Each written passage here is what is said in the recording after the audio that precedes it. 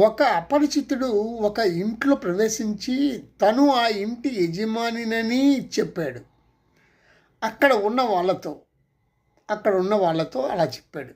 నిజమైన ఇంటి యజమాని ఈ విషయాన్ని తెలుసుకొని కొన్ని ప్రశ్నలు ఆ ఇంటి యజమాని ఆ ఇంట్లో చొరబడేవాడికి వేసిన వెంటనే సమాధానం పడుచుటకు ఇబ్బంది పడి పారిపోయాడు.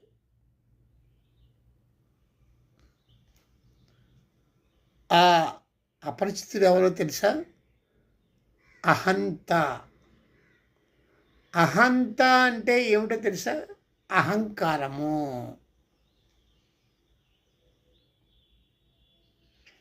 ఇలా అహంకారాన్ని శ్రీరమణ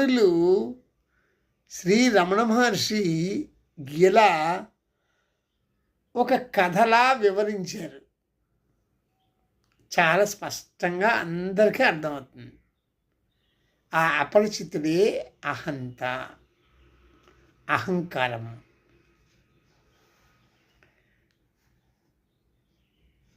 అలాగే అహంత మాయమవుతుంది.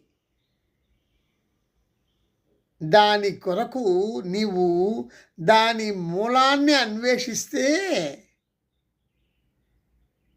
అది ఏమైపోతుంది? మాయమైపోతుంది.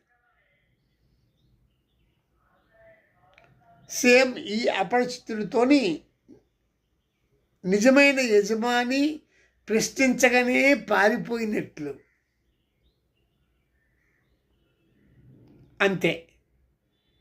అలా మీరు చేస్తే ఆ అహంకారము లేదా అహంత పోయి ఆ తా పోయి అహంతలో తా అనే అక్షరం పోయి అహం మిగులుతుంది అన్నారు శ్రీరాముడు. అహం అంటే అహం బ్రహ్మాస్మి. అహం అంటే నేను ఆత్మనై ఉన్నాను, నేనే ఆత్మనై అనుభవంలో ఉన్నాను అనే అహం మిగిలిపోతుంది అన్నారు శ్రీరమణులు. చాలా బాగుంది, నాకైతే బాగా నచ్చింది.